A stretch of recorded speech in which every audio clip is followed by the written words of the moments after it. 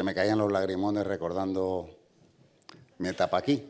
Muy contento, espero seguir disfrutando estos 2 días que voy a estar con vosotros porque, como muchos de vosotros sabéis, metí la pata, entre comillas, en el año 2015 de solicitar traslado y mira por dónde me lo han concedido. Entonces, me tuve que ir porque si no perdía la plaza de uno y de otro lado. Entonces, ahora mismo estoy disfrutando de un maravilloso centro de salud en Málaga, pero como no podía ser de otra manera, no me he podido aguantar y a los 4 meses he vuelto a hacer guardias en la ambulancia y en el hospital clínico, donde, para nuestra desgracia, no hacemos, por eso lo he preguntado, análisis haciendo cultivos ni antibiogramas a muchos de los 600 pacientes que vemos a diario en el hospital clínico, en las 24 horas. Bueno, pues ya no me enrollo más conmigo, mañana tendré ocasión de enrollarme en una exposición que haré y ahora presentaré, por el orden que me han dado a mí, no es porque tenga ni mayor ni menor preferencia, como vosotros podéis imaginar. Presento a José Segura, a mi derecha, vestido con traje típico de bombero de esta ciudad maravillosa. Está en el servicio de extinción de incendios y salvamento de aquí de Ceuta. Pertenece al Urban Search and Rescue. A continuación, a mi izquierda, tengo a Santiago Rodríguez. Esto parece una pelea de ring, ¿verdad? A mi izquierda y a mi derecha. A mi izquierda está... Y perdonadme porque no los conozco, los he conocido esta tarde, entonces, entre lo que tengo escrito y lo que me han comentado ellos, pues lo tengo que ir diciendo poco a poco. Pues bueno, a mi izquierda, como os he dicho, militar, se llama Santiago Rodríguez, se lo he dicho esta mañana, como mi cuñado, que se llama Santiago Rodríguez también, es guía canino y de trabajo de perro de rescate. Es militar de las Fuerzas Armadas, pertenece a una asociación o está en una asociación de guías caninos K9, y a la asociación que se llama Unidad Cinecológica Reservista de las Fuerzas Armadas. Es instructor canino y, como dato a reseñar, porque lo tenemos muy presente que ha ocurrido, intervino con sus animales, con perros, como ahora nos contará, en el terremoto de Lorca. Y, por último, y como siempre se suele decir, pero es así, no menos importante, está doña Dolores Caño Santos Calante.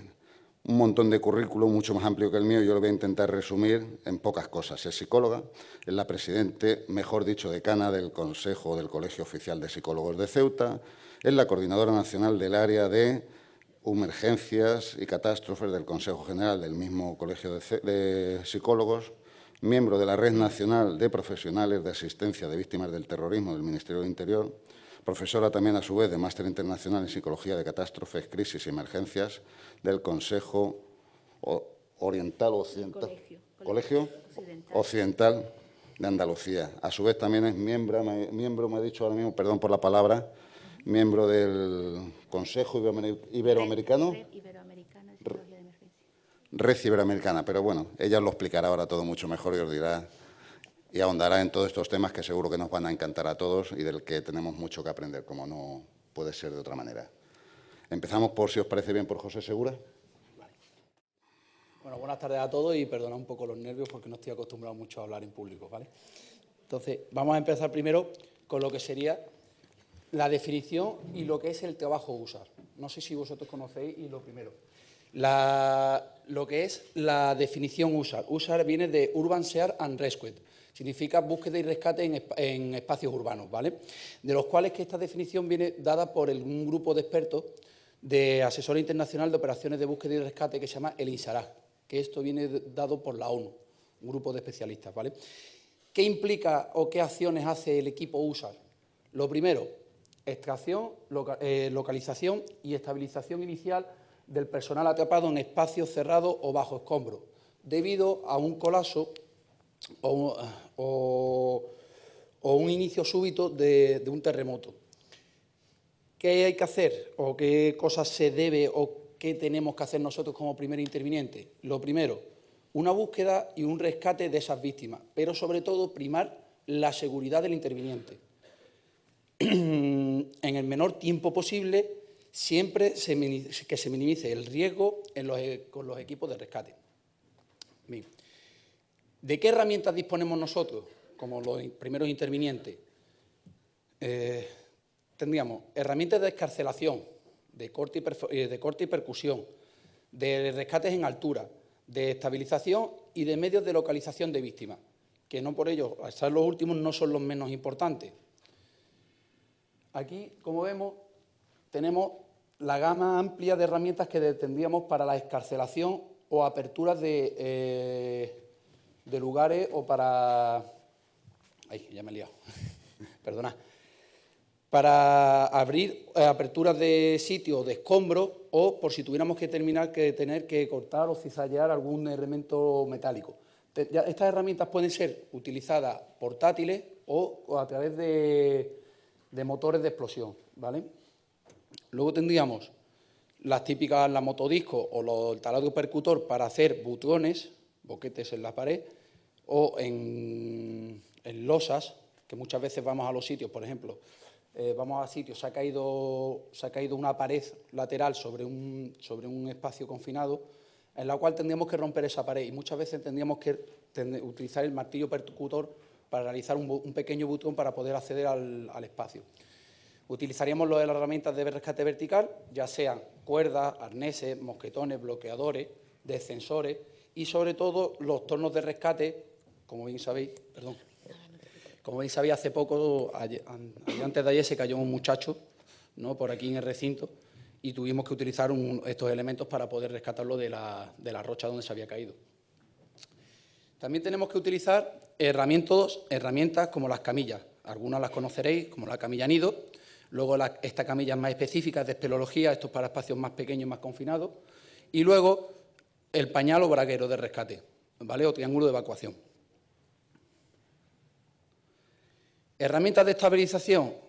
Como vosotros la mitad conoceréis, los tipos puntales de obra, ¿vale?, porque muchas veces a la hora de tener que quitar escombros o desescombrar, tenemos que hacer algunos agujeros, algunos boquetes en los cuales tenemos que apuntalar.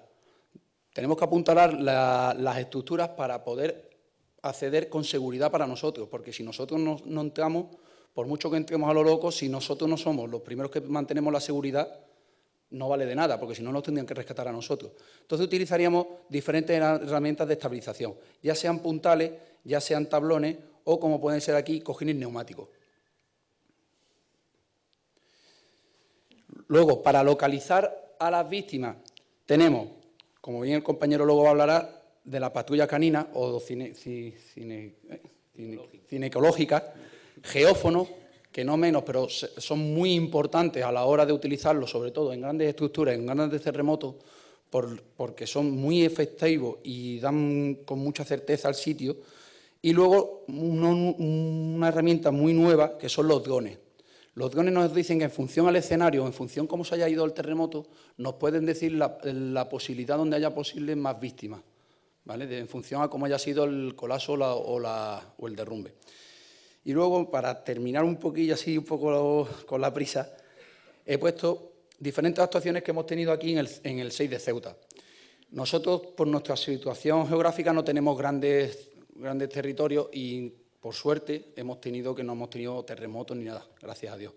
Entonces, nosotros nos hemos especializado en cursos o en prácticas, sobre todo. Aquí hemos tenido algún que otro accidente. Como tal, en la foto que pongo, es un accidente en la Almadraba. Se cayó un edificio de 2 plantas y el aviso que nos dieron fue que había 2 personas dentro, ¿vale? Fue de 2 plantas, llegamos allí, pudimos acceder al lugar y, gracias a Dios, cuando al momento llegamos, ya estaban las 2 personas que se supone que estaban dentro, habían salido un momentito, que eran los encargados de una obra, porque estaban ellos haciendo una rehabilitación del edificio. Por eso se cayó. Luego otra tenemos aquí, una que es un poquito más compleja, que fue en el nave El Tarajal. Las muchachas, las porteadoras, se quedaban a dormir entre las escaleras de dos naves. ¿Qué pasó? Que a la hora de subir la escalera para acceder al tránsito normal, se cayó en el hueco entre las 2, donde tuvimos que realizar un butrón para acceder a ella. Por lo que tengo entendido, la chica quedó parapléjica del golpe que pegó. Y para acceder a ella tuvimos un hueco de un metro de ancho por 4 metros de largo y tuvimos que realizar un butrón con el martillo y con una maza. Luego, a la hora de colocar allí la camilla y tal, pues tuvimos que utilizar la camilla NES. ¿Qué más? Esto, igual.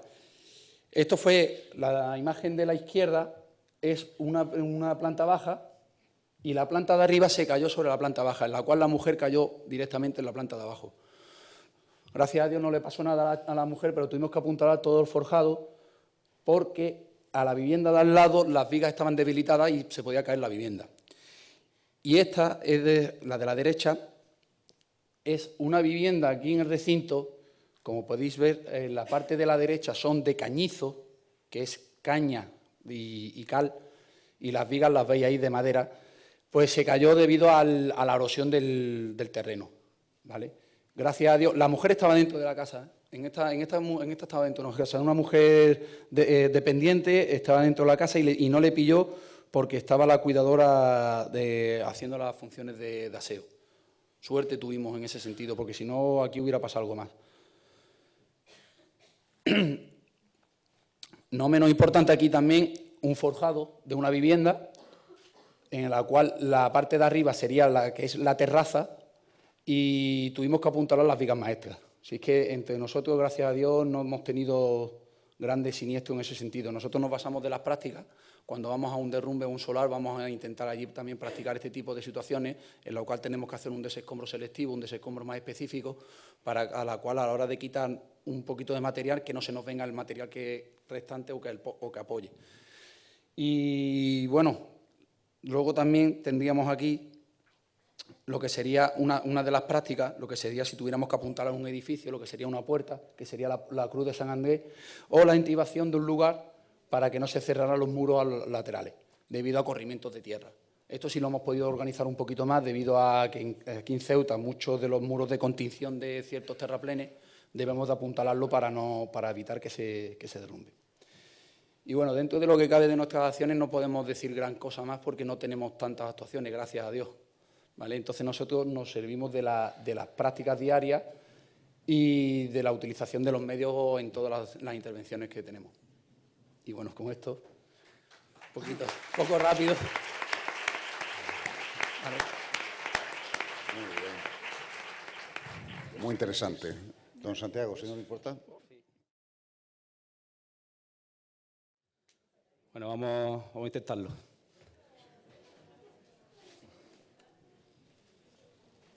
Eso es un poco de lo que vamos a hablar en esta ponencia. El perro, la raza, el instinto, el olfato, el carácter, el entrenamiento, escenarios reales, fases del rescate, búsqueda de cadáveres y las medidas de seguridad que tenemos con los perros en una situación real. Bueno, en cuanto al perro, estos más o menos son los escenarios, como ha explicado el compañero, que nos podemos encontrar y que una persona no podría, vamos, casi imposible encontrar cualquier persona sepultada o bajo escombro. Lo que hay que tener en cuenta a la hora de elegir un perro de rescate. Una estructura ósea muscular acorde al trabajo a realizar. No es lo mismo un perro de grandes áreas que un perro de rescate urbano. El cuerpo, vamos, un perro de rescate urbano tiene que ser un pelín más pequeño, muy ligero, para meterse en cualquier sitio. Bueno, el perro de talla mediana, fuerte pelaje, sobre todo por el tema del clima. Muchas veces estamos en nieve, lloviendo, frío, en cualquier situación tenemos que actuar. Tiene que ser un perro muy sociable, va a estar en contacto con la gente, valiente pero sin agresividad. Antes se utilizaba el perro de defensa en el tema del rescate. Eso se acabó quitando por el tema de los problemas que producían esos perros. Muchas veces se equivocaba y le daba el siroco y se le iba un... Bueno, pero ya eso se ha quitado. No, por lo menos estoy riendo. Tiene que tener un carácter investigativo muy pronunciado. Nos interesa un perro que sea, vamos, 100% trabajo. No es lo mismo un perro de una casa, una mascota, que un perro de trabajo. Una carga instintiva muy pronunciada en caza y presa, porque es lo que vamos a utilizar a la hora de entrenarlo. Un buen ladrido condicionado a la orden. Es decir, un perro que no ladre, muy difícil va a ser un perro activo de búsqueda y rescate. La raza. Aquí he puesto las más idóneas o las que más se utilizan, pero verdaderamente cualquier perro puede valer. De hecho, la mía es de una protectora, o sea que a la vista está que cualquier perro puede puede valer para la búsqueda y rescate. Y bueno, esas son las más conocidas, se ven mucho por la calle también. El instinto, lo que utilizamos nosotros para poder entrenarlo, el instinto de caza, el de presa, bueno, caza, las ganas que tiene el perro de salir detrás de su presa, y el instinto de presa, pues el de morderlo o cogerlo, atraparlo y entregárselo al guía o el dueño. Y entre estos dos instintos, nosotros hacemos el instinto de búsqueda. Jugamos con esto para poder llegar al instinto de búsqueda, que es asociar esa presa, que sería el juguete. Ah, hola. Ni lo he visto. El instinto de búsqueda, que es asociar el juguete a la persona que vamos a buscar. Bueno, los diferentes olores de las personas. El olfato. Esto, bueno, os voy a hablar un poco en general del perro para que entendáis muchas cosas la fisiología que puede tener un perro. Pueden ver con el olfato. Esto nos referimos que su olfato lo es todo para el perro. Todo tiene un olor en el mundo, todo huele. Y encima ellos lo tienen potenciado, es decir, pueden oler, vamos. Poseen 40 millones de células olfativas más que el humano. El humano actualmente tiene unas 5 millones, creo, no sé, médicos, muy bien. Las razas de rastreo pueden llegar hasta 120 millones, pueden oler unos 10 kilómetros de distancia. Se divide, bueno, su memoria olfativa se divide en dos partes, a corto plazo y la definitiva. A corto plazo sería un perro de rastreo, en el cual un olor determinado de una persona, solo una persona, se le pondría al perro y el perro buscaría solo ese olor. Y la definitiva, por ejemplo, puede ser un perro de drogas, que tiene asociada más que su sustancia y solo busca eso. Y potencian este sentido en unión a vista y oído, pues como un ciego, por ejemplo, siempre se potencian otros sentidos a la hora de trabajar. Bueno, más consideraciones de interés con respecto al olfato. Los objetos calientes desprenden más olor. Los objetos calientes en un ambiente frío también es muy favorable para el olor. Los objetos fríos en un ambiente frío es más difícil de tolerar porque las partículas quedan más disueltas. Cuando llueve, disminuye la detección de olor porque todas las partículas bajan hacia el suelo y cuando esa lluvia evapora, vuelven a subir las partículas y por lo cual la detección vuelve a ser favorable. Y las personas pues, vamos dejando unas 40.000 células por minuto en el ambiente. Entre piel muerta, olor y bueno. Y factores que influyen en la detección del olor. La fatiga, la concentración de olor, la volatilidad del componente olorífico, enfermedades, alergias, alteraciones, bueno, pues como las personas cuando estamos malos pues nos resulta más difícil trabajar. Ambiente, temperatura, humedad también influye, como hemos comentado en la imagen anterior. Las corrientes de aire, muy importantes a la hora de trabajar. Anatomía de la nariz, fuerza de succión del aire. Muchas veces pues, podemos estar acatarrados, bueno, y medicamentos. Todo prácticamente igual que, casi todo igual que una persona. El carácter de un perro de búsqueda y rescate. Que tenga una buena atención, deseos de agradar. O sea, aquí más bien nos referimos al vínculo que puede llegar a tener con el guía o el dueño. La iniciativa que tenga para resolver ante un trabajo, la persistencia, la intensidad de trabajo, muy, muy, muy importante, la energía que tenga, la sensibilidad de ese perro, también una cosa a destacar, la solidez y la adaptabilidad que pueda tener un perro a la hora de trabajar. El entrenamiento, pues bueno, pues, también, como las personas, necesitamos una obediencia, una buena forma física y luego asociarle lo que es el trabajo de búsqueda. Todo esto compone un perro equilibrado. incluso no hace falta que sea un perro de búsqueda, cualquier perro que le dé una obediencia, le dé su deporte y le dé aunque no le dé una disciplina, es muy fácil que tenga un perro equilibrado. El entrenamiento, y aquí ya pasamos a lo que es la fase de rescate con perros ya en sí, ya dejamos de hablar de la otra parte. Bueno, hay dos métodos, el casar y el arcón. Las diferencias son mínimas, por eso no me voy a entretener mucho en comentarles. El arcón lo único que lo inventó o lo creó un español. El perro tiene más autonomía a la hora de trabajar, puede ir solo, mucha distancia, en fin, buen método. Y las fases de un entrenamiento son 5. La detección de actitudes, que aquí entraría, bueno, cuando el perro es cachorro, te viene el perro, pues ya tienes que ir valorándolo, tienes que ir evaluándolo, mejor dicho. La iniciación del juego, ya empezamos por los típicos juegos, le lanzas la pelota, le lanzas lo que sea.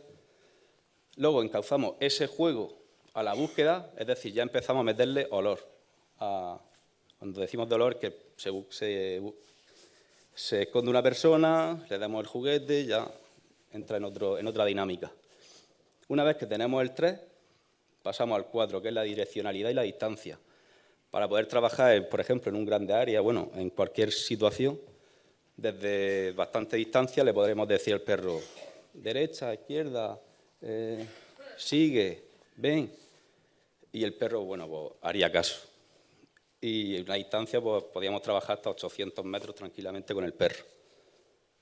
Y eso nos quitaría, con la velocidad que tiene el perro, nos quita un montón de trabajo y encima la efectividad del olfato.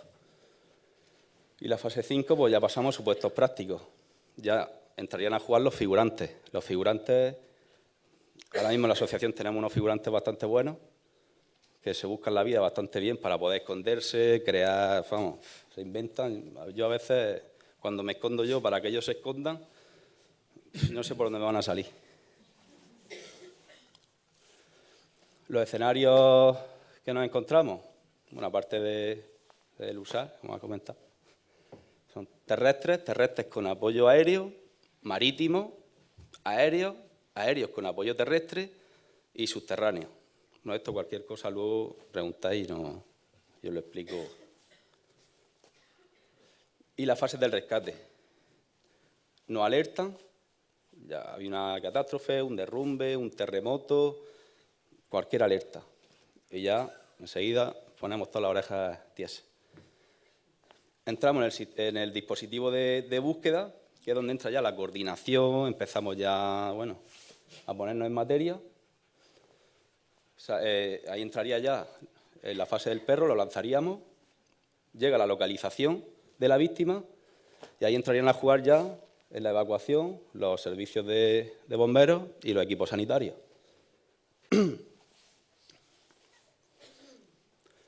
En la fase de búsqueda, nosotros, al menos por lo menos los guías caninos, trabajamos con planos, sobre planos.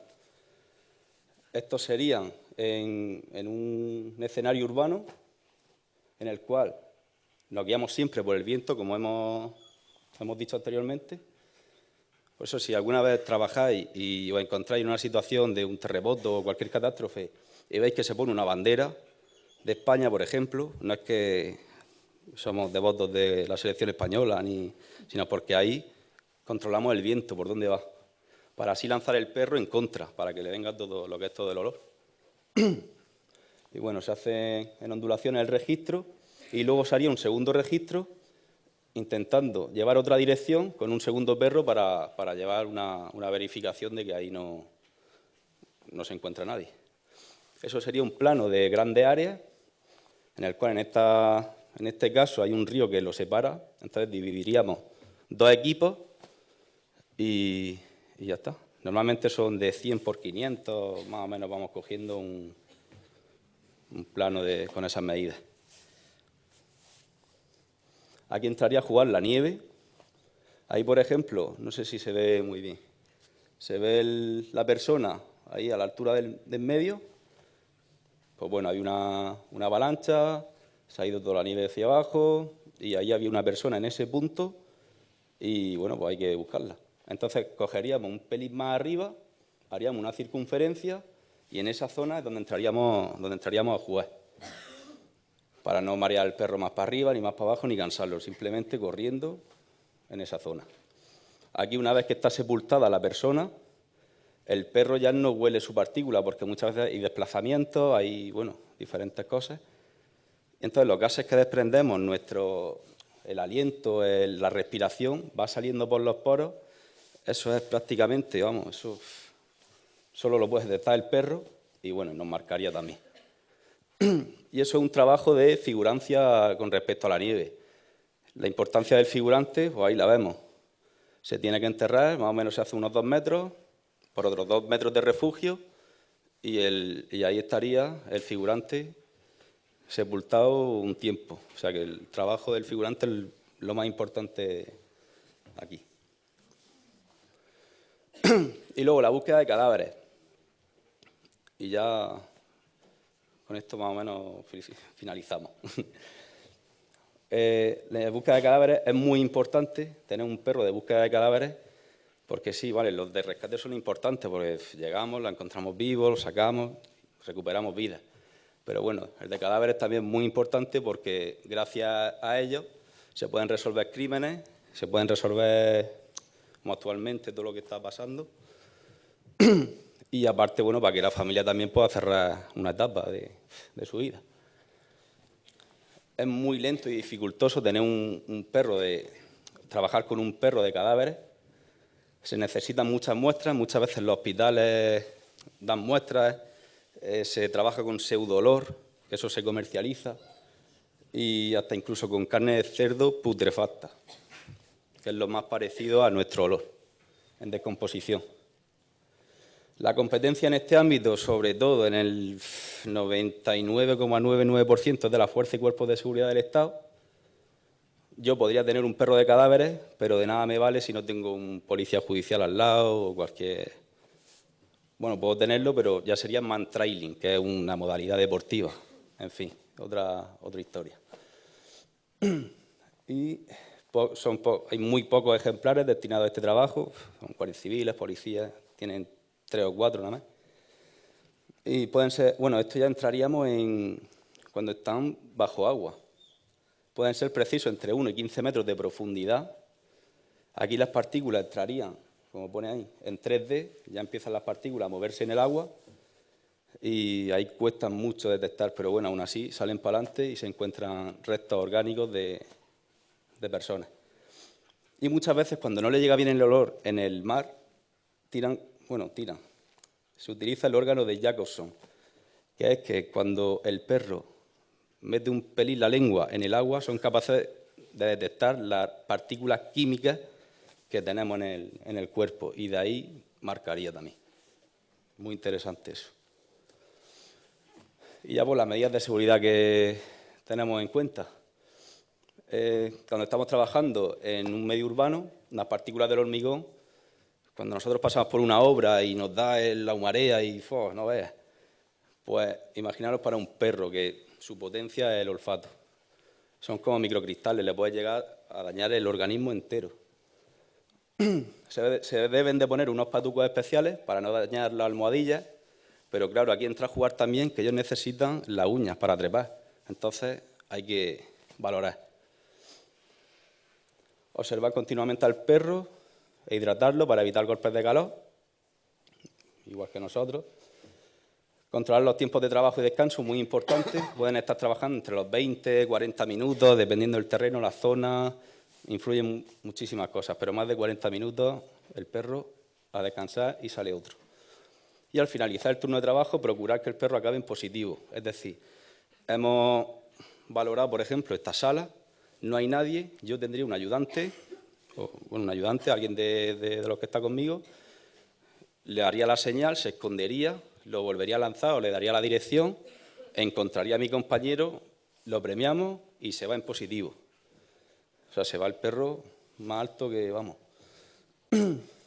Y tener la precaución de que trabaje en ayunas. Como el perro va a estar en continuo movimiento, evitamos la torsión de estómago y aparte incentivamos que el perro vaya más motivado a la hora de trabajar, porque sabe que cuando termine ese trabajo y lo haga bien, va a tener su campero de pollo ahí esperándolo. Y al finalizar el trabajo, bueno, también en una práctica, un trabajo real, un examen general para observar posibles lesiones que pueda tener el perro, que son, vamos, siempre se hace un rasguño, se hace lo que sea. Incluso hasta pueden llegar a fallecer en muchos casos, por caída o por lo que sea, suele pasar. Y para finalizar, me he hecho un vídeo de un entreno nuestro.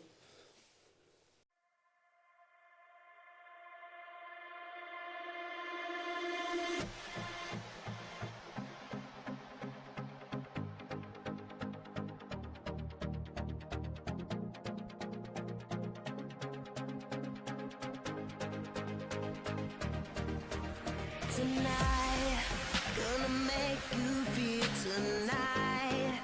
Gonna make you feel alive. Come feel my touch, feel my love tonight. Come feel what it is like and see what it is like. Come feel my touch, feel my touch. Feel my touch. Feel my touch now. Feel my touch now. Feel my, feel my, feel my, feel my, feel.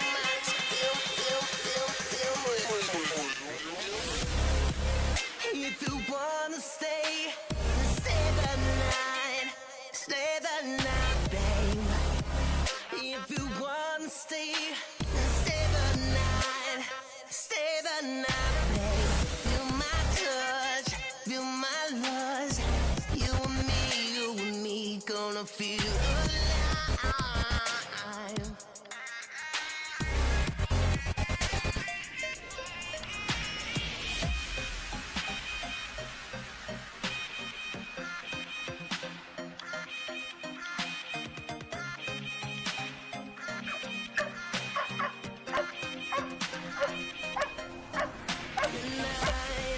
Gonna make you feel tonight.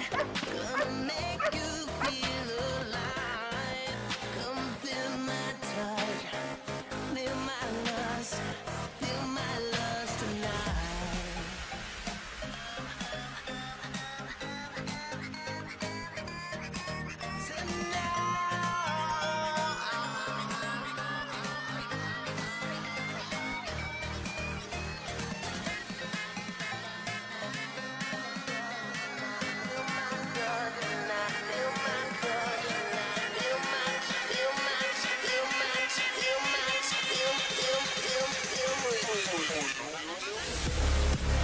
If you wanna stay the night, babe. If you wanna stay.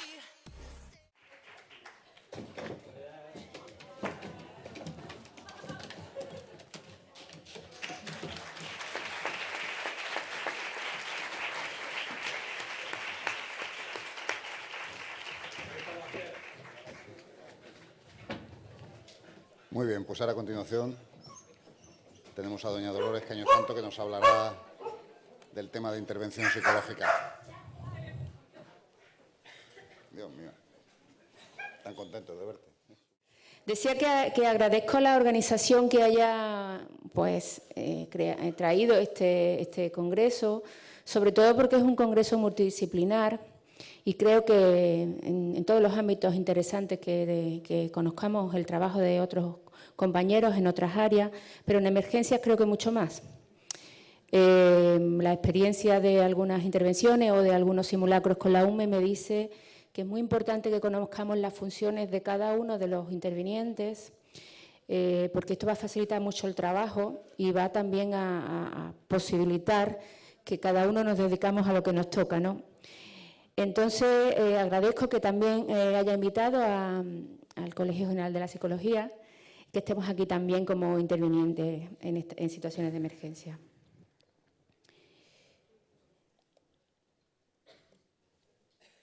Bueno, ya hemos oído intervenciones de distintos colectivos y vemos la importancia que tiene cada uno de su trabajo en una emergencia, porque en definitiva, ¿qué es lo que hacemos? Pues lo que hacemos en una emergencia es poner orden al caos, es un caos.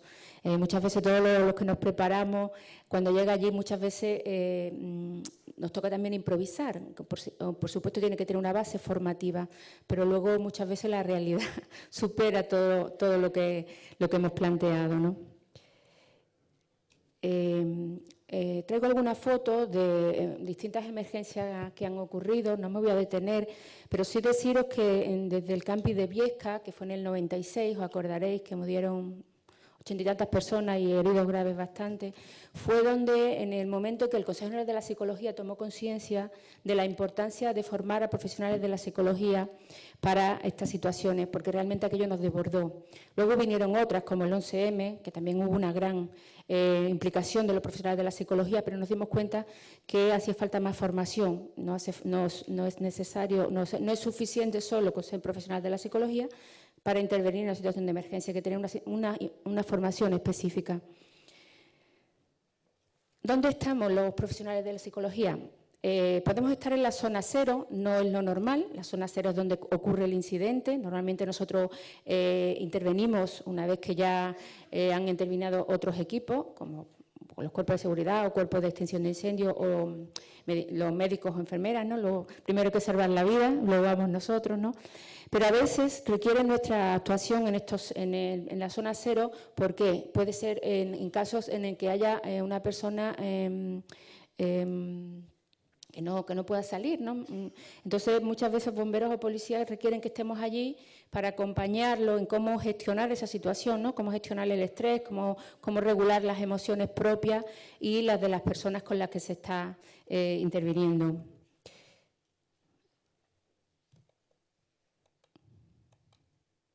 Estamos también en los polideportivos o en la morgue, como sabemos, donde están las víctimas, bueno, las víctimas, los fallecidos. Estamos allí con la familia, para acompañar a la familia, a veces también para hacer reconocimiento de cadáveres, si lo requiere la policía científica o judicial.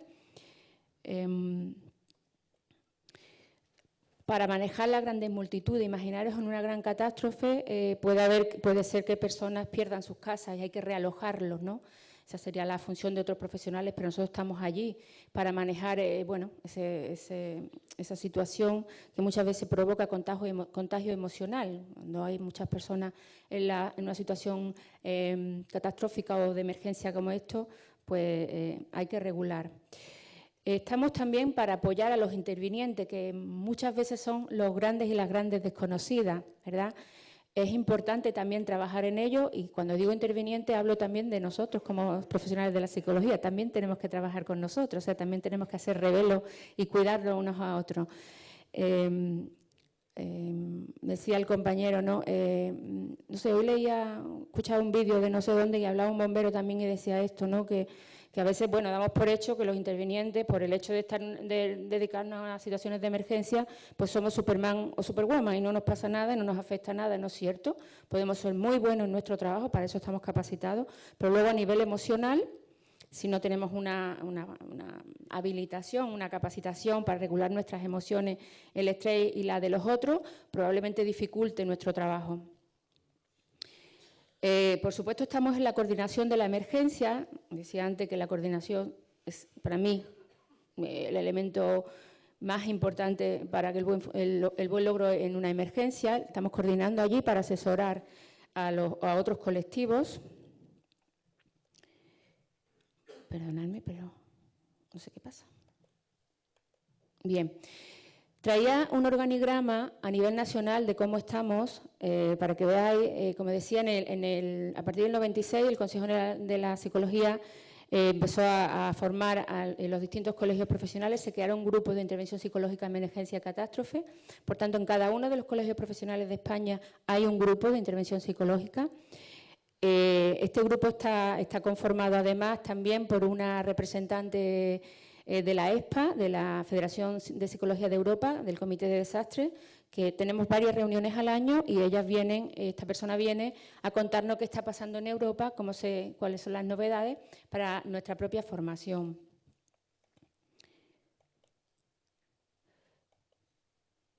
Bien. No sé si me he saltado algo. Bien. No, vamos bien. Bueno, pues yo no sé, creo que se me han saltado. Creo que se me han saltado. Sí, puede ser. Perdonadme un momentito porque no sé. No sé, bueno.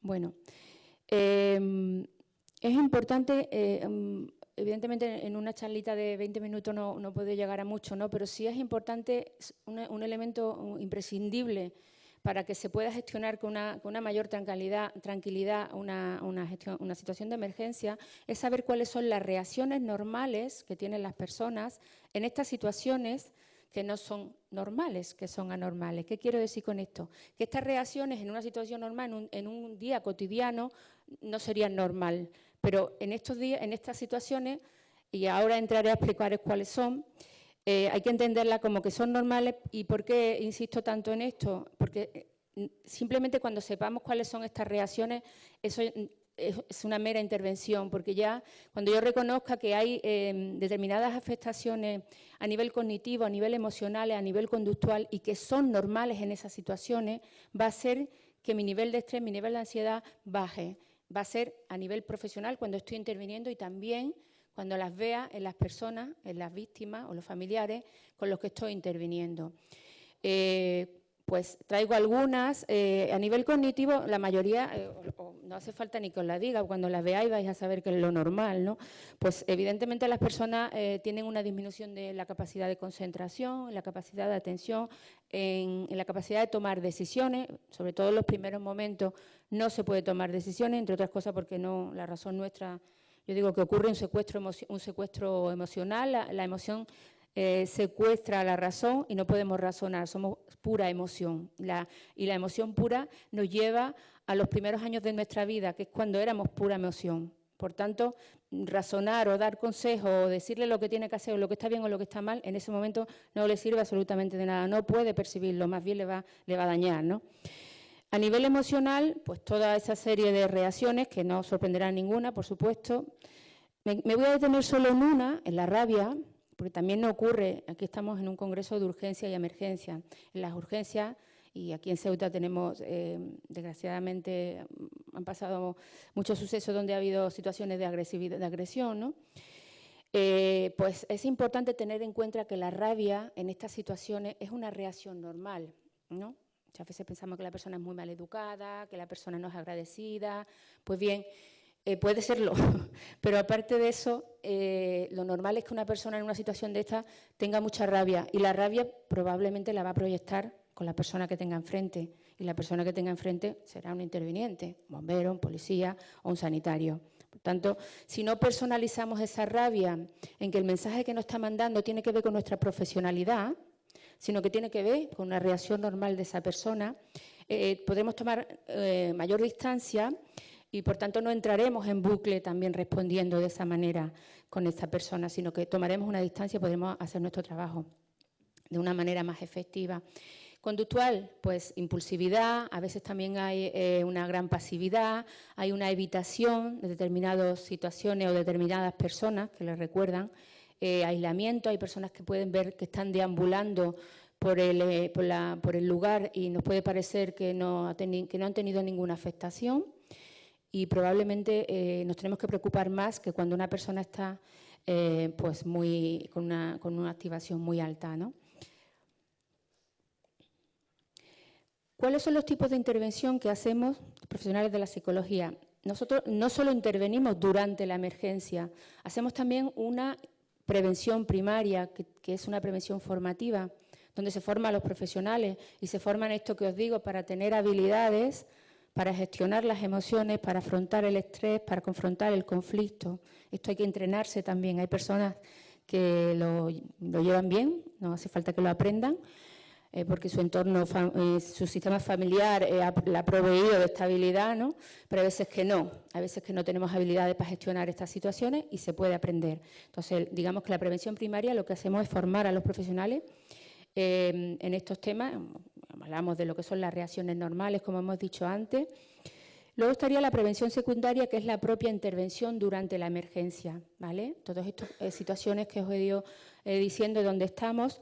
Y también el defusing y el debriefing, que sabréis todos lo que es, ¿no? El defusing se hace nada más terminar la intervención, es una intervención breve con la persona que haya intervenido, y el debriefing es una intervención grupal que se hace con el colectivo de profesionales de los distintos intervinientes, de los distintos colectivos que ha intervenido en esa emergencia, y el objetivo primordial es pues, hacer una ventilación emocional, dejar salir todas las emociones que se nos han movido en esas situaciones, también todos nuestros pensamientos, todo lo que ha pasado se pone en común.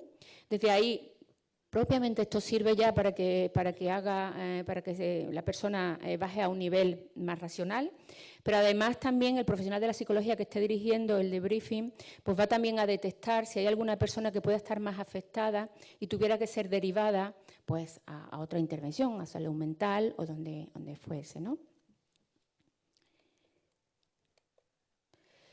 Bueno, ¿qué hacemos durante la intervención? Bueno, primero hacemos un triaje, o sea, primero es el triaje médico, y después hacemos nosotros nuestro propio triaje y desde ahí vamos seleccionando a las personas que tienen prioridad para ser atendidas. Luego, a veces que tenemos que hacer la comunicación de malas noticias, como he dicho antes. Muy importante tener información para comunicar estas noticias porque a veces simplemente con esto puede agravar el estado de la persona. Y los primeros auxilios psicológicos, ¿vale? Aquí me voy a detener un poquito más. No sé cómo voy de tiempo. Bien. Bien, los primeros auxilios psicológicos pues son básicamente proveer a la persona de una estabilidad emocional y para ello hay que darle una atención inmediata. La atención inmediata suele ser dentro de 48 o 72 horas, son las necesarias. O sea, son lo que se considera la intervención en emergencia, con las personas afectadas y con los familiares para, como digo, bajar su nivel de intensidad para que pueda regular o mitigar el impacto emocional y también para que pueda incorporarse a su vida normal. A veces también puede hacer que estas personas con esta primera intervención puedan ser útiles en la propia emergencia o catástrofe para que puedan colaborar con sus familiares, ¿no? o haciendo cualquier otra tarea. Bien, bueno, los objetivos podéis imaginar cuáles son: bajar el nivel de ansiedad, prevenir posibles patologías y evidentemente sabemos que hay una conexión física-psíquica. Si trabajamos a nivel psíquico podemos también estar aliviando consecuencias psíquicas. Estos serían uno de los efectos de la importancia de los primeros auxilios psicológicos. También lo que he dicho, que las personas puedan colaborar si es necesario y sobre todo lo más importante es que esta persona no desarrolle una patología como estrés postraumático, depresión, ansiedad o otras más graves, ¿no? Como decía, cada uno de los colegios profesionales de psicología tiene un grupo de psicología en emergencia que se llama GIPE, que están formados profesionales licenciados o graduados en psicología, pero que luego tienen una formación específica en emergencia y también, por supuesto, pueden tener formación en clínica, en social, comunitaria, jurídica, incluso organizacional. Perdonadme. Y luego tiene que tener también propiamente un manejo de sus propias emociones y habilidades para gestionar este tipo de situaciones, que los profesionales de psicología también hay a veces que tenemos que aprenderlo, no nacemos con ello, ¿vale?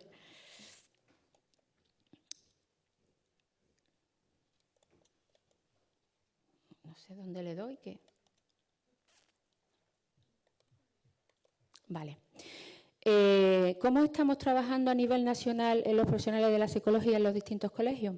Pues en la actualidad lo que hay son convenios, contratos con las distintas comunidades autónomas para que presten este servicio en situaciones de emergencia. La realidad es que estos convenios, estos contratos son muy dispares y el objetivo por el que vamos, por el que está luchando también Protección Civil, la última de las reuniones que hemos mantenido con ellos, y ahora le doy para atrás. El objetivo es que estemos no solo en los momentos de la emergencia o en los momentos de la formación, que también estamos, sino también ya hay comunidades donde están, ¿no? En el 061, en el SAMUR en Madrid están, bomberos, los cuerpos de seguridad, protección civil. Hay muchas comunidades donde sí hay profesionales de la psicología de manera continua. Traje también un poco una breve reseña de lo que dice la ley en relación a la necesidad o a la obligatoriedad de que los profesionales de la psicología estén en estas situaciones. No me detengo tampoco mucho, pero están desde la normativa para situaciones de, o sea, las empresas de trenes, en la de aviación. De hecho, es obligatorio una empresa de aviación para que abra. Uno de los requisitos que le pide es que tenga profesionales de la psicología para situaciones de emergencia. De hecho, aquí el ITI, por ejemplo, para poder abrir tuvo que requerir que nosotros estuviéramos con ellos conveniados. En situaciones de víctimas múltiples, para colaborar con los médicos forenses y la policía científica. Y recientemente está la Ley de 2005 de Protección Civil, donde reconoce como un derecho la intervención psicológica a los ciudadanos. Por tanto, es un derecho que, bueno, todavía no se ha acabado de implementar los recursos necesarios para que esto realmente sea efectivo. ¿Qué hacemos también a nivel nacional? Tenemos colaboración con distintas instituciones a nivel nacional, convenios, estamos firmando convenios con Protección Civil, con Cruz Roja a nivel nacional, con la UME. Con la UME cada año formamos parte de un simulacro a nivel nacional que cada año se celebra en una comunidad autónoma. Aquí hace 2 años fue. La UME está haciendo un gran impulso por la psicología de emergencia, considera que es muy importante nuestra intervención. Y ya me voy a centrar en nuestra tierra, a focalizar en lo que realmente yo creo que nos interesa más, ¿no? Nuestra tierra tiene unas peculiaridades geográficas que hacen más difícil la intervención, porque evidentemente por un lado tenemos una frontera. Por lo tanto, el apoyo psicológico, el apoyo no solo psicológico, de cualquier interviniente, y además que no es una frontera europea, por tanto, que vengan o que vayamos nosotros allí va a ser más difícil, como ya de hecho lo fue. Esta imagen de aquí fue el accidente del autobús portugués que hubo en la frontera en la frontera con Marruecos. Nos costó la misma vida poder hacer la intervención. Aquí tenemos otra del barco de hace unos años. Recientemente ha habido una también, que el barco se ha quedado en mitad del estrecho. Por tanto, que nosotros, los colegios profesionales, nos apoyamos unos a otros cuando hay una emergencia o una crisis. Pero claro, en la península es muy fácil que vayan compañeros de otra comunidad, pero aquí es mucho más complicado. ¿Esto qué implica? Pues implica que tenemos que estar todavía mucho más formados y tener a más gente formada para poder activarnos en situaciones de emergencia. Aparte, como decía, hay unas peculiaridades que no tienen otras comunidades autónomas. Tenemos una valla, todos sabemos, tenemos problemas en la frontera, unas colas impresionantes, tenemos el problema de las porteadoras, el problema de la amenaza yihadista, que sí que está en más sitios en España, pero en fin. Bien, como decía, tenemos un contrato en cada una de las comunidades. Aquí en Ceuta tenemos contrato con la Sociedad Autónoma desde el 2007. Bueno, perdón, desde el 2007 tenemos constituido el grupo de intervención psicológica en emergencia y el contrato lo firmamos en el 2016, se está renovando. Y tenemos un reto porque aprovecho este foro porque este servicio, como veis, está desde el 2016. Sin embargo, detectamos constantemente que no llega a la población ni tampoco a muchos intervinientes que está este servicio. Y es interesante que lo sepamos porque está ahí para utilizarlo cuando sea necesario. ¿De acuerdo? Entonces, el reto que tenemos es seguir sensibilizando a la ciudadanía para que le llegue que está ese servicio, para que llegue también la importancia de nuestra intervención a otras instituciones. Hace unos días nos activó el 061, que sí que ellos saben, están al corriente de esto. Y formación también, es muy importante formar a los profesionales aparte de esto estamos haciendo también a nivel nacional un trabajo importante sobre la intervención multicultural. Hemos detectado, hemos hecho un rastreo y no hay investigación, no hay formación sobre cómo intervenir con las distintas culturas, las peculiaridades de las distintas culturas. Sí hemos encontrado, y de hecho yo en el máster que hago en Málaga, que estoy como profesora, justamente trabajo este tema, la multiculturalidad. Hemos encontrado y podemos trabajar mucho sobre el duelo y la multiculturalidad, pero estamos trabajando ahora estamos elaborando un cuestionario, que ya os lo pasaré, porque queremos hacer un rastreo de cómo hacer una mejor intervención, cómo hacer mejor los primeros auxilios psicológicos con personas de otras culturas, porque hay elementos importantes como el lenguaje no verbal, como costumbres, como la importancia del género, en el sentido de hay culturas que están más cómodas trabajando con un hombre que con una mujer. Todo esto queremos seguir estudiándolo para que pueda mejorar nuestra actuación, no solo en Ceuta, sino, por supuesto, esto lo vamos a compartir con todos nuestros compañeros, que lo estamos haciendo a nivel nacional. Bueno, este es nuestro grupo en Ceuta, fue una de las intervenciones en el simulacro que tuvimos. Y es interesante que sepáis en las situaciones en las que nos podéis activar, o que las personas que estén en una situación de emergencia pueden llamar al 112 para solicitar nuestra intervención. Pues en accidentes de tráfico hemos intervenido con la chica esta fallecida hace unos días en la Curva de la Viuda, en explosiones, en incendios, fenómenos meteorológicos, accidentes náuticos, ahogamientos, en intentos autolíticos de gravedad, por supuesto, intentos autolíticos hay una gama importante, secuestros, retenciones.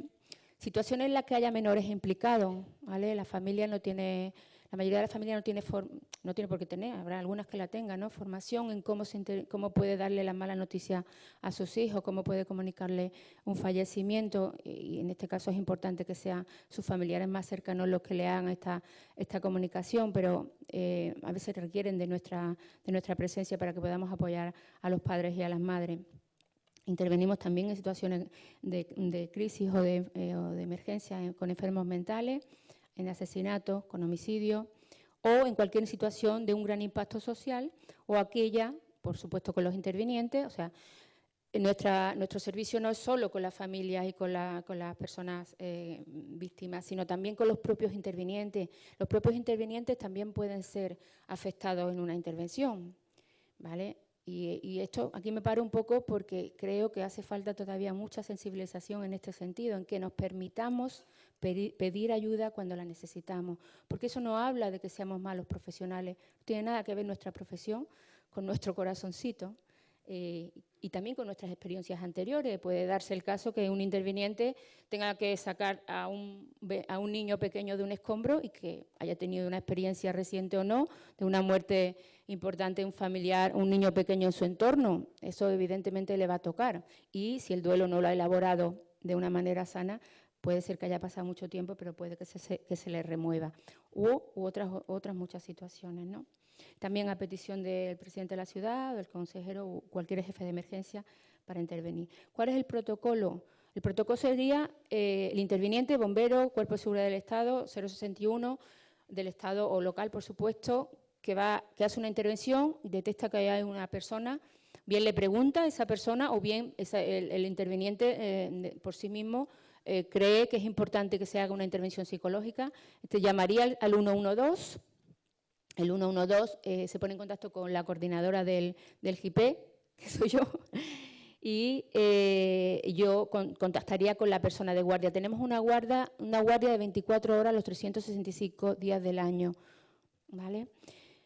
Y pues el psicólogo o psicóloga iría a trabajar con la persona o con la familia, ¿vale? Porque también con la familia, incluso a veces con otro colectivo, porque con lo que ha pasado con la chica, la fallecida de accidente de tráfico, se ha intervenido en el colegio, porque los profesores requirieron que se trabajaran con los niños y las niñas, porque no podían estar en clase, no podían atender. Necesitaban que se le hiciera una intervención para que bajara ese nivel. Y es muy interesante que tengamos esto en cuenta, ¿no? Porque a veces se le pide a los niños, a los adolescentes que sigan con su vida normal, que sigan rindiendo de la misma manera que lo hacían antes, y después de una situación de esta no es fácil que lo hagan. Simplemente pensar nosotros como adultos, cuando nos pasa algo grave, nuestro rendimiento baja, por tanto, ellos mucho más. Y nada más, aquí cierro. Gracias.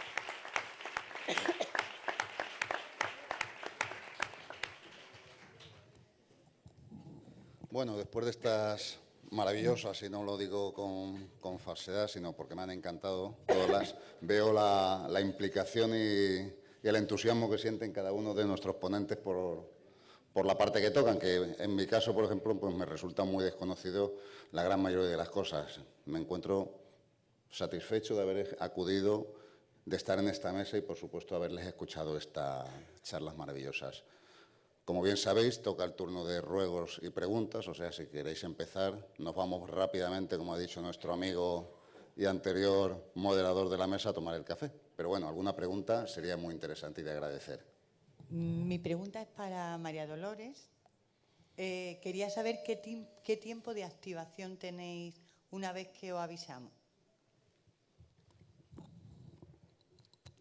¿Me escucháis? Sí.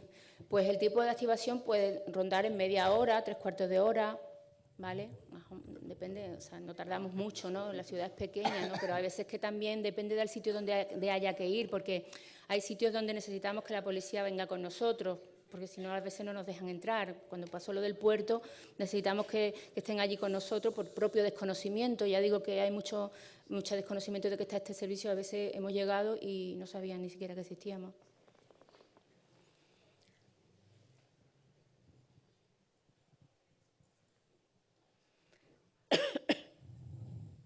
Si no os animáis ninguno, yo tenía aquí una pregunta para cada uno de los ponentes. Mira, nuestra compañera y amiga Juana.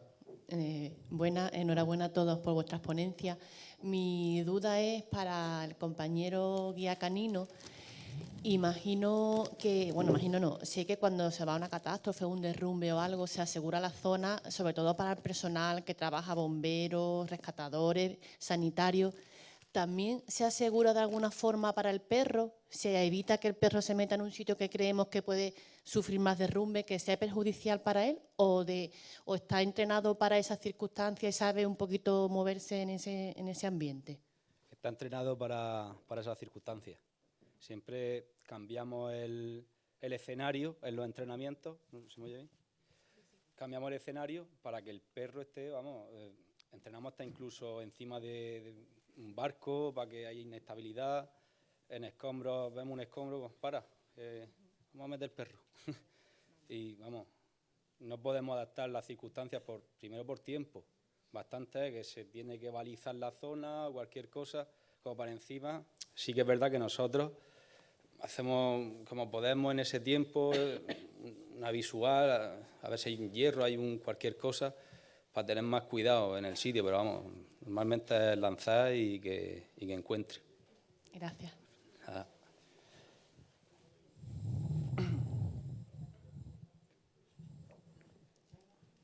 Yo quisiera preguntarle a cada uno de los intervinientes lo siguiente. Voy a empezar con José, sobre algo que me llama mucho la atención y que desconozco, por supuesto, y es el tema siguiente. Cuando acudís a algún incidente de estas características que nos has explicado, la manera de actuar, ¿hay algún supervisor entre vosotros o algún, digamos, superior o sargento, como lo queráis llamar, que indique por dónde meteros, o os metéis a tropel ahí a caeros vosotros también? No, todas las intervenciones están coordinadas primero por un jefe de guardia, y dentro del jefe de guardia hay un jefe de dotación, en los cuales ellos te dicen cuáles son las maneras más correctas de intervenir. Entonces nosotros, en función a eso y en función al servicio, vamos con un protocolo establecido. Y ya sabemos, en principio, qué hacer, pero no hacemos nada hasta que el cabo o el responsable del servicio nos diga cómo actuar. Vale. O sea que no... Nosotros no vamos a la aventura. Como la Legión, ¿no? Héroes muertos no salvan vidas. Muy bien, muchas gracias. Para Dolores tengo una también pregunta que me corroe, no es morbo, aseguro que no es morbo, es conocer de primera mano y por una persona que trabaja en este ámbito Dos cosas. Por un lado, a los niños cuando ocurren algún tipo de desgracia, a niños pequeños, menores de, que digo yo, de 5 o 6 años, ¿les habláis con la claridad suficiente para que entiendan lo que ha pasado a sus padres, tíos? O como muchos de nosotros haríamos, le diríamos que han ido al cielo sus padres, que creo que es una metedura de pata. Sí, lo es porque, hombre, depende de la edad. A cada edad los niños tienen unas capacidades, por tanto entienden la muerte de una manera distinta, no la entienden como un adulto. Y nosotros muchas veces darnos cuenta desde nuestra mirada adultocentrista, no nos damos cuenta que no van a entenderlo. Pero sí es importante que se le diga. Lo que pasa es que hay que adecuar el lenguaje a lo que ellos van a comprender. Por supuesto, no hay que negarles ni mentirles nunca, porque lo que ocurre es que luego se enteran por otro sitio y, aparte de generarle miedo, les genera también inseguridad, porque no se le ha contado su contexto, no le ha proveído de respaldo necesario. Y decirle cositas de estas, como tú dices, han ido al cielo, se ha puesto muy malito, se ha ido de viaje. Eso, por supuesto, es el error más grave que podemos hacer, porque ellos lo interpretan literal. Déjame un momentito porque me interesa esto, ¿no? Si a un niño le decimos que el abuelito o papá se ha muerto porque estaba enfermito, nos ponemos todos con mucha frecuencia. Por tanto, enfermito, cada vez que se ponga alguien enfermito, depende de la edad que tenga el niño, puede interpretar que se va a morir. Enfermito no, muy, muy, muy, muy, muy enfermo, ¿vale? O se ha ido de viaje. Hay niños que desarrollan fobia a viajar, ¿vale? O sea, que hay cosas que son básicas, pero que las desconocemos. Y esto puede facilitar un buen duelo o no. Y por otro lado también, y que está de mucha actualidad, como sabes, en Totalán, la circunstancia que está ocurriendo ahora mismo, ¿crees o consideras, cuál piensas tú que será la actuación de tus compañeros que me consta que están ahí con la familia? ¿Crees que pasados los días que han pasado, me imagino que la actitud de vosotros habrá cambiado con respecto a lo que intentáis transmitir y comunicar en cada momento, pero creéis que ya ha llegado el 12º día, de alguna manera se le nombra el tema posible muerte del hijo? Evidentemente, mientras que no se sepa, no se le puede decir nada. No se le puede. Vosotras no adelantáis ese tipo de comentarios, ¿no? No, solo trasladamos la información que tenemos. ¿De acuerdo? No generamos expectativas ni todo lo contrario. Evidentemente, todos podemos pensar que es complicado que ese niño esté vivo, pero eso no se le puede decir. Pues se le podrá decir que es difícil. Pero sí, mis compañeros llevan trabajando un montón de tiempo y siguen allí. Sí. Y ya la última, ya. Tengo una duda que también desde que tuve una perrita boxer a la que también entrené, pero de forma deportiva, y me lo pasé muy bien con ella mientras que estuve. Me gustaba mucho ese tipo de actividad. Entonces, también tengo curiosidad por saber, no tanto con relación a las catástrofes y tal que nos han hablado, sino al tema de educación y enseñanza. Los entrenamientos que pueden tener algunos de los perros que vemos, que te digo yo, cuando embarcamos y que huelen droga y estas cosas, ¿este tipo de perros también están entrenados con esos olores o como dicen muchos bulos que seguro que hay por ahí, se les entrena dándoles droga a ellos para que se vuelvan drogadictos? No, el perro se droga. El perro se le asocia, como hemos dicho antes, el juguete se asocia al olor de la droga. Olor que queremos que busque. Que huela. Vamos, sí, la verdad me podía haber traído, para que lo veáis, un juguete, una bolsita, se le mete dentro la sustancia y cuando el perro está jugando, se le pone la bolsa en la nariz y él va oliéndolo, va oliendo y va asociando.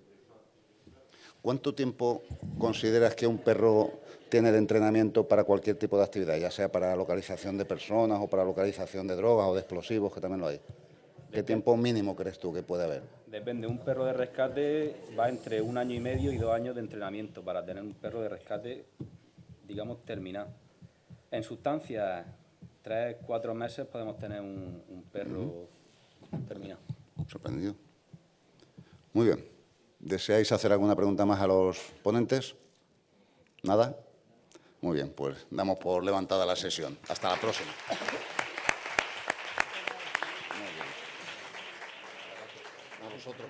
Bueno, antes de clausurarla, el comité organizativo le va a hacer una entrega de un obsequio. Yo me he animado, me he venido arriba. De un obsequio por parte del Congreso, agradecérselo y bueno, y nos vamos a tomar un café hasta la siguiente mesa.